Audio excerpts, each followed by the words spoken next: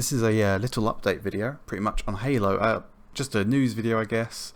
It's very short though. Pretty much, Halo Infinite's going free to play for its multiplayer. And there is one big concern, and they've kind of already squashed that concern. So basically, Microsoft has confirmed in this Twitter post here that Halo Infinite is going free to play, as well as that, just for the multiplayer, just to preface.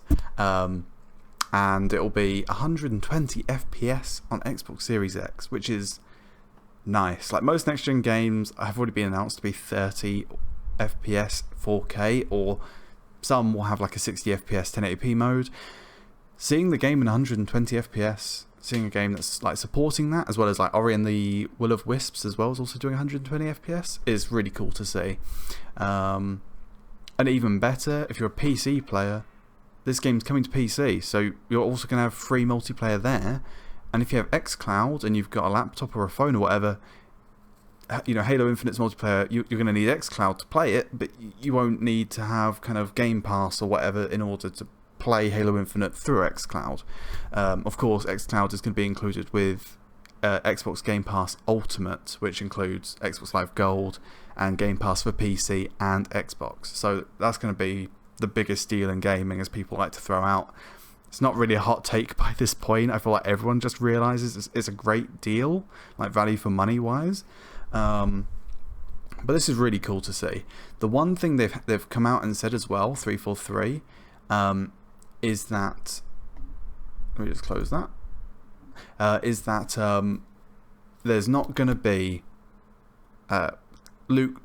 basically no loot boxes. But there will be microtransactions, we are presuming.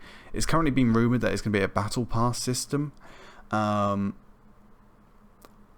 I don't really know what to think about that. In my opinion, like, my favourite Halo was Halo Reach, multiplayer wise. My favourite Halo was Halo 3, but for multiplayer I loved Reach. And mainly for the reason that you kind of, as you leveled up, your armour just progressed and progressed and became more and more unique to everyone else, because everyone else was gaining lots of different armor sets as well, and you know, everyone would mix and match. And I feel like if all the customization is going to be locked behind a battle pass, I bloody hope that there's a really good free battle pass track that everyone can do, and that the paid one is just really an enhancement.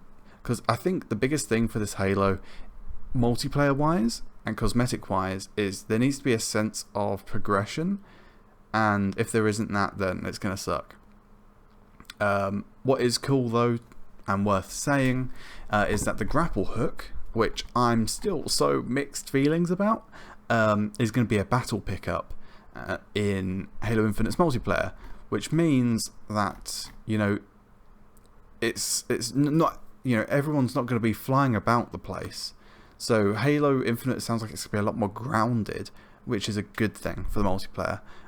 It's almost a bit like returning to its roots, but there's still sprinting, so I don't know. I mean, personally, I liked armor abilities. I know that's not a popular opinion, but like Halo Reach, I loved having jetpack and stuff. But I get times have changed. It wasn't a massive, you know, draw for a lot of people. So just having a sprint that doesn't actually look like it's super fast anymore. It looks like kind of sprint and walking are kind of similar speeds. And then you've got a grapple hook that you don't even have in the multiplayer, which is good. So that's pretty much it. It's hard to say with this Halo. The one last thing I do want to say really is that 343 Industries, I was saying that wrong. 343 have said that they have basically recognised the flaws in the graphics of the game. For me personally, the graphics have suffered in not only the lighting, some of the textures were a bit rough, like rocks and so on, and the brutes' faces, man, just poor Craig. Just, I really hope they add maybe some hair, a bit more depth, you know, add a little bit more of a moodiness to the lighting, and just, you know, really put the power of this console to the test, and people's PCs. You know, I get it's on the Xbox One, you know, so in some ways it has to be dulled down a little bit, but graphically there should be that max setting that the Xbox Series X can do and that PCs can do. And I didn't feel like the gameplay demo showed that.